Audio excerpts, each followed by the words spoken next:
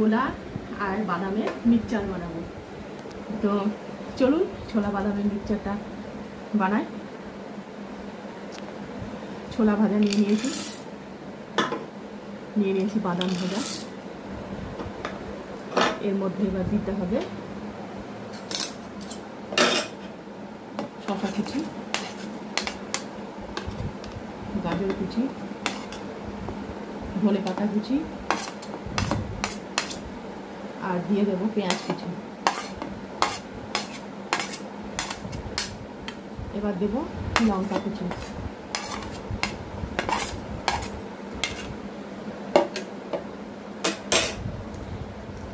এবার দিয়ে দেবো সামান্য বিট নুন, সামান্য কয়েক ফোঁটা সর্ষের তেল। এবার দিয়ে দেব লেবুর রস।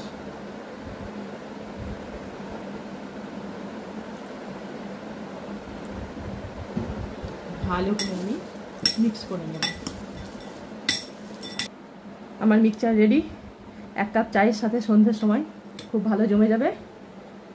হয়ে গেল আমার বাদাম ছোলার